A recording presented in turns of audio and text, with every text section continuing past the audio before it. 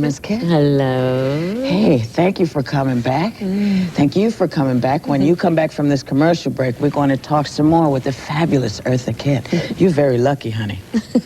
Go ahead, Jerry. Go ahead and play, baby.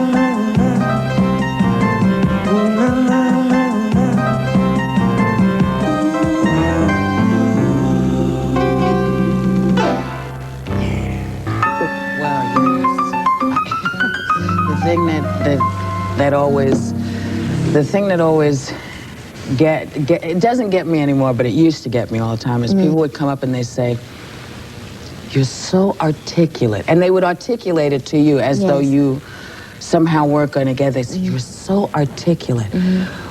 Why? And I would say, well, why wouldn't I be? I mean, I went to school.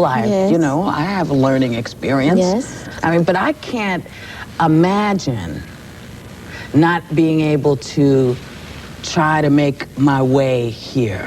Now, you and Dorothy Dandridge and all those folks that came before, there wasn't really an outlet for you to go and explore who and what you wanted to do in this area. Especially if you're mulatto. Because you see, and particularly now in these modern times, you have to look a certain color on the television and in the movies. We did I did a film with Sammy Davis Jr., Ana Lucasta. I was in the running for the Academy Award. 2,500 cinemas of the United States of America wouldn't take it because I didn't look black enough on the screen, making love to a black man. And there was things that everybody said. But then they weren't going to let you in the front door either, because maybe you were too black. You know what I mean? You can't win. That's right. I know, because when I first started with Catherine Dunham Ballet Company now in Las Vegas, my dear, we, as beautiful a dancers as we were, could come through the kitchen and go on stage and knock ourselves out, you know, doing all of our wonderful things, could not come through the front door. So when I became the hot thing in the United States and all over the world, my contract said, at Las Vegas particularly, I will not work in front of a segregated audience. I used to go to Dorothy Dandridge when she was there at the same time I was. She was working at the Last Frontier or one of those frontier. I went to Dorothy. Now, Dorothy's the same color I am. And I said, Dorothy, we have to go downstairs and just walk through the lobby. She said, no, I can't do that. I don't want to be embarrassed. I said, if you're not going to take the chance of being embarrassed, we'll never be able to get us to be walking through the front door. Now, I had a special situation there because of Belden Cattleman, who owned his own place. It was not syndicated in any way. So no matter what I wanted to do, well, I didn't pay any attention to this prejudice thing. I didn't even think about it. I would go to the tables with money that Belden Cattleman gave me. He would give me $200 a night to go to the gambling table. I'd put 100 in my bosom, and then I put on the table. You know, I never refused except at the Sands Hotel. Really? Where Sammy Davis was working, and Frank Sinatra and all of those guys were working there. And I went to the Sands Hotel, not even thinking about it, and I went to the gambling table and put $1 down. I'm not a gambler, but I just put $1, and then finally the management came over and said, we wish that you wouldn't do that, Eartha. I thought it was marvelous. I said, oh, aren't they very concerned that we are hardworking artists? They don't want us to waste our money. It got back to Belden Cattleman that I was rejected at the gambling table, and he went with Joe E. Lewis, the comedian. He went up there with his boys, and he said, anything that woman wants to do, and all up and down the strip.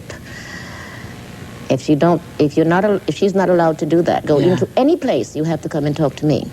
But you see, that put Belden Cattleman in a very bad position, because then when Belden was burned out, the El Rancho was burned down. We still don't know until this day why it was burned down.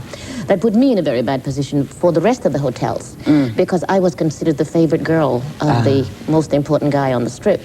So it was difficult for me to get jobs in the other clubs there. But it all worked. It's like going to South Africa, and what my daughter Kitt and I did, walking through the streets of South Africa, begging for rands, money. We won one autograph for a rand. We got 2 schools built One just outside of Durban and the other one outside of Johannesburg. Right. But you see, that's good news. But you did make a big thing in the American newspaper at that luncheon with the Johnsons. Did you scare them? What happened? Well, you know, it's something like what Perot has done today, but it was in a much bigger way than because nobody was doing it. Now, first of all, people thought that I was invited to the White House to sing my song, Santa Baby, I Want to Be Evil, Old-Fashioned Girl. That was not the case at all. I've worked with a lot of kids here in Watts, as you know, and those kids now that I was working with are now grown up, and they are working with the kids to help get them off the street. Anyway, I had 5 areas of Washington cleaned up because of that kind of thing. I knew what was happening to the poverty money, et cetera, because a group called Rebels with a Cause came to the theater when I was in Hour on the Pussycat and told me and showed me. And I went and knocked on the door of, quote unquote, the House of Parliament. Anyway, we got this area cleaned up. So that's why I was reported to Mrs. Johnson as one of the people who help correct situations, working with the underprivileged, blah, blah, blah. Anyway, 50 of us women were invited there to give our opinions as to why there is so much juvenile delinquency in the streets of America. Right. That was the question. Right. I kept raising my hand. Every time somebody said something, I raised my hand. Mrs. Johnson was saving me for last, it seems. Oh, first of all, I want you to know President Johnson was not supposed to be there. But everybody was wondering if he's coming. It was like waiting for Cary Grant, you know. Is he coming? Is he not coming? And all of a sudden, the walls of Jericho opens up, and here comes President Johnson with cameras in back of him, you know. He puts his arm on the rostrum. He actually, I swear to God, cross my heart and hope to die if I'm not telling you the truth. The man said, I want you all to know how fortunate it is that you are all here today to have lunch with the world's most important family. I would like you to go back to your communities and tell your communities what a wonderful family you have here in the White House. I'm not lying. I'm telling you the truth, Whoopi. May the gods strike me dead if I'm not telling you the truth. Anyway, finally, women were getting up and they're saying this and that. Oh, isn't it marvelous to put flowers on the windowsills of poverty? They didn't say those in that word, but this is actually what they were saying. Put a Band-Aid on the problems of the United States, and I kept raising my hand. Finally, I got up on the floor. And I don't remember exactly, but the Washington Post has the most important isms of what I said. They were more correct in what I said. And I said things like what the kids had been saying to me. The kids who had been running away from the United States, going into Canada, going into Sweden, going into Germany, going into France, wherever they were, they came to me. And they told me what their feelings were. They did not feel that it was right for us to be involved in Vietnam. And therefore, they love America, but they did not believe in that situation and they didn't want to be involved. That's why they said it paid to be a bit bad, because if you're a bad guy, you don't get sent to Vietnam. You are considered an undesirable. You don't get the gun put in you. Anyway, all of these things that I was saying to Mrs. Johnson. Also, Whoopi, I said to her, we were taught to hate the Germans because we had to fight that war. We were taught to hate the Koreans because we had to fight that war. We were taught to hate the Vietnamese because, et cetera, et cetera. We were taught to hate the Japanese. When the wars were over, you didn't tell us not to hate them. You didn't retrain us. And then on top of all of that, you took the industry out of the United States and gave the American jobs to the enemy. How can you possibly expect us to accept that when you never told us any differently? And now you're telling us that we're a problem? And we came home from these wars without a job? And look at the Gulf War. These boys came home and didn't even find practically enough money to pay their mortgages. And they're considered undesirables. The boys who came back from Vietnam were not even considered first-class citizens when they came back. They were hated, undesirables. And you are now telling us that we should love one another without jobs? You tell us that we should be good without jobs? That you gave to what you told us was the enemy? What are we supposed to do now? Walk the streets? That's what they were doing. Well, I mean, I may be exaggerating a little bit now, because every time I think about it, I just get so angry and annoyed inside about what that government, these governments are doing to us as American citizens. My country, 'tis of thee. as the man said on the boys who came back from the Vietnamese wars. Great land of bigotry. What happened? Why aren't we correcting these situations? When you bring foreigners into the country, the Koreans, the Vietnamese, the Japanese, and they're walking all over us in our jobs, and you expect us to be nice, sweet, loving people. When the community is being broken apart. Now the taxes are so high that both parents have to work, and we are latchkey kids. What do you expect of the children? Now you said this to this woman sitting. I'm just trying to picture her face. Did she just keel over in a dead faint? I didn't notice. After you told her this? But the lady got up to defend the situation. Now, I was talking, not as I'm talking to you now, but I was very calm. Believe me, I prepared myself to be very, very, the kind of characters you played in Miss Sister, whatever that is. The sister, actually, nice, sweet little girl at the dinner table, blah, blah, blah, blah, blah, blah. And anyhow, one lady got up way over in the corner of the room. And she said, Miss Kitt, I'll have you know, I have 8 sons, and I would be glad to donate each one of them to Vietnam. I said, how can I talk to you? But she was defending Mrs. Johnson. I think Mrs. Johnson got up and she said, just because there's a war going on does not mean that we should not behave in a civilized manner, meaning that we should not behave, or the whole country should not behave in a civilized manner. Now, within 2 hours, according to my CIA dossier, that also says it is rumored that she is a sadistic sex nymphomaniac. Who, you or Mrs. Johnson? Maybe both of us, but I'm the only one that's on the CIA list. Well, wait a minute. Let me throw the commercial. We'll come back. Wait, we'll be right back and find out all about this bitch, honey. We'll be right back with Eartha Kitt.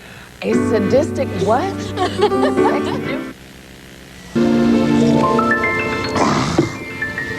Baby, we're back. We are back with Eartha Kitt. We were just talking about who was the nympho sex maniac in the CIA's folder on Eartha. Was it Lady Bird Johnson or was it Linda? What CIA folder? What does that all come from? All from this luncheon? Yep.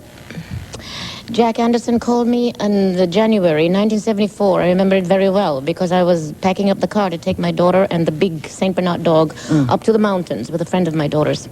And the phone rang, and it was Seymour Hersh from the New York Times, who was asking me permission to print what they had found. And he told me what he found. He said, what I'm sending you, he sent me a bit of it. It was only a smidgen of what the CIA had on me. Now, the way they put you out of work, of course, Lyndon Bird Johnson called the networks across the nation, the media in general, all the medias, and said, I don't want to see that woman's face anywhere. Because he was escalating the wars, obviously, it seems to me. And according to my dossier, at the bottom of the page, it says, specifically requested by Lyndon Bird and Lady Bird Johnson. He sent out the FBI to go out to the venues that I had been working in or that I might be working in, because every place that I ever worked in always had a return engagement clause in it. And if the FBI is on the doorsteps of these venues, then you are considered a problem. Well, they came back with good news and said she happens to love her country and she's perfectly willing to fight for it from the inside. As a matter of fact, she's a good, clean American citizen. She's never even been arrested for anything. But that was good news. So he sends out the CIA. And the CIA, obviously, interviews people whom you had worked with. And, of course, you can interview a million people, and there's always somebody who's going to come back with, she's a bitch, she's shrewd, she's mean, she's difficult, she's a drunk, she's a this, she's a that. It's on the dossier. All from this conversation? All from that conversation. And that's how they put you out of work, because these venues do not want the CIA or the FBI on their doorsteps. So you're out of work. So gradually, and as a matter of fact, Whoopi, the Ambassador Hotel, I had a contract there about 3 weeks later, and suddenly they couldn't find the contract. It was a signed contract on both parties' side. All of a sudden, the agents don't want to know you. Even your friends don't want to know you. Nobody called. I was up there in my house in La Colina Drive, wondering what happened. So eventually, I never left this country. I never will leave this country. I love this country. Basically, I love what America stands for. She has a lot of problems, and I'm perfectly willing to help her solve her problems. And I'm not afraid to open my mouth, even though you get your face slapped. But I went to Europe and different places, like South America, Right. Australia, anywhere that I could find work. And until this day, you still don't know who is remembering and said, well, like my mother-in-law said, yes, Eartha, I believe what you said. I agree with what you said. But did you have to say it? Even my girlfriends who have sons that were about to be at an age to be sent to Vietnam. Right. They were at an age to be sent to Vietnam. Who said to me, I think you should apologize to our friends because of what you did. I said, why? Don't you have sons? Do you want your sons to go to Vietnam? But what exactly was it that you did? See, I still don't get. Get out of Vietnam. What are we doing there? Bring the boys home. Yeah. We want to build our country from the inside again. As a matter of fact, what the politicians, all of these politicians, Clinton, Perot, all of them are saying exactly the same thing I told them in 1968. You take the industry out of this country and you're going to have a big problem because everybody in this country is going to be without a job and they're going to wonder what happened. You can find billions of dollars to go to the Gulf. Yeah. How can't you find billions of dollars to take care of the poor people in this country? Why are we walking the streets? Yeah. A lot of those boys who went to wars and fought for this country. Yeah. Without jobs. So they blacklisted you. Honey, that was a whitelisting. That wasn't a Well, blacklisting. that's true. It was a whitelisting. That's right. 10 Cannot years? find work. Over 10 years. I Over didn't 10 return to the Broadway stage until about 1979, 1980, when I did the last Broadway show I did was Timbuktu. Timbuktu. Yes. How do you not be better? Well, I'm very much of a fatalist. I know some people think I'm bitter, and maybe in some respects I am bitter. And maybe in very many ways I'm very angry. Because this is my country, and we are entitled to fight for it from the inside. And sometimes I think, what happened? I thought my country said we have freedom from oppression, Right. freedom from hunger, freedom of expression. Right. You can speak your mind as long as you're not hitting anybody over the head with a baseball bat. right. You're entitled to speak your mind. We don't want to be on welfare. We want jobs. I want to have dignity and respect for myself. And this is what I feel about every one of us in the United States as well as the rest of the world. But if you're going to pay people to stay poor, why not stay poor? Yeah. And if you get a job, if the job pay is as much as you can get from the welfare, you don't have to pay taxes on the welfare money, but you have to pay taxes on the money that you get from a job. That's it. That's it. And you not only do you have to pay taxes, but then you buy the things that we're going to show you in this commercial break. And then we'll be right back with Eartha Kitt.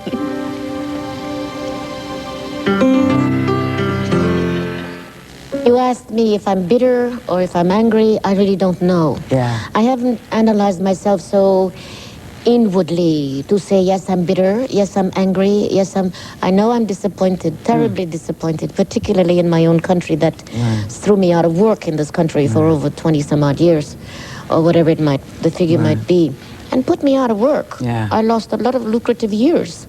And then the disappointing thing too is that the American public and I did not have a chance to grow up together. Yeah. And they thought that I had either gotten out of the business, Right. I died, or I had moved to Paris or moved to some foreign country. So no, I never left America, and I have no intentions of leaving the United States.